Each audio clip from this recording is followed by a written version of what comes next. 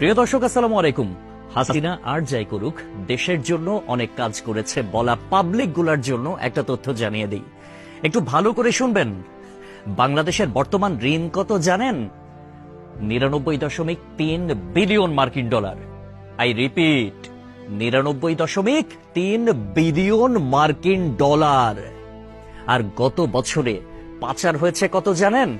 94 billion মার্কিন dollar. হিসাব করে দেখলাম, তিনি যেই টাকা পাচার করেছেন সেই টাকা দিয়ে মাত্র 697টা মেট্রো রেল, 397টা স্যাটেলাইট আর 36টা পদ্মা সেতু বানানো যেত। একটা 1000 টাকার নোটের ডাইমেনশন কি, সেটা নিয়ে না হয় অন্য এক সময় আলাপ করা যাবে। ধরুন 11 লক্ষ কোটি টাকা 1000 টাকার নোট দিয়ে একটার উপর একটা রাখলে এর উচ্চতা কত হবে জানেন? 2750.5 কিলোমিটার। বাংলাদেশের সর্বোচ্চ উচ্চতার পাহাড়ের উচ্চতা কত?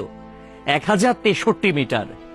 এক লেয়ারে সাজালে এই টাকা জায়গা করে নেয় কত? 124.76 বর্গ কিলোমিটার। আর ঢাকার সাইজ মাত্র 306 বর্গ কিলোমিটার। চট্টগ্রাম 155 বর্গ কিলোমিটার। এই দুই বিভাগীয় শহর বাদে বাকি সব বিভাগীয় শহর এই টাকা দিয়ে ঢেকে দেয়া যাবে। পাশাপাশি যদি বসান তাহলে লেংথ হবে কত জানেন? 1,7,8,2,3,4,9.6 কিলোমিটার। এক কথায় আমি সংখ্যাটা বলতে পারলাম না, আপনারা একটু ক্যালকুলেটরে হিসেব করে নেবেন, মানে ক্যালকুলেটরেও ধরবে বলে মনে হয় না। পৃথিবীর পরিধি কত?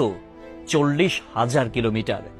এই টাকা পাশাপাশি বসিয়ে পৃথিবীর পুরোটা 44.5 বার রাউন্ড দেয়া যাবে, মানে ঘোরা যাবে। কেউ যদি হাসিনার উন্নতির হিসাব দিতে আসে, তাহলে তাকে হাতে কলমে এই হিসাবটা বুঝিয়ে দেওয়া আপনার, আমার, আমাদের সকলের দায়িত্ব। মেট্রো রেল বন্ধ হয়ে গিয়েছে দুর্বৃত্তের হামলায়। এটা ঠিক করতে 1 বছর সময় লেগে যেতে পারে, ন্যূনতম, মানে কমপক্ষে 1 বছর সময় লাগবে এটা বলা হয়েছিল। এটা ঠিক করতে বাজেট ধরা হয়েছিল 300 কোটি টাকা। অথচ 2টা স্টেশন বাদ দিয়ে খুব সহজেই মেট্রো রেল চালু করা যেত, কিন্তু সেটা করেন নাই তার সঙ্গপাঙ্গরা। কারণ খেতে হবে, বেগম পাড়ায় টাকা পাঠাতে হবে, বেগম পাড়ায় বেগমরা গিয়ে ফুলে ফেপে উঠবে, তারা আরামসে দাস দাসী নিয়ে দিন কাটাবে। এইটার জন্য এত টাকা বরাদ্দ করা হয়েছিল। কিন্তু শেখ হাসিনা পালিয়ে যাওয়ার পরে এখন আমরা জানতে পারছি মেট্রো রেল চালু হতে আর মাত্র কয়েকটা দিন বাকি। তাহলে বোঝেন ব্যাপারখানা। আমাদের শিরা উপশিরা থেকে শুরু করে রন্ধ্রে রন্ধ্রে প্রত্যেকটা জায়গায় এইরকম চুরচামারির অভ্যাস।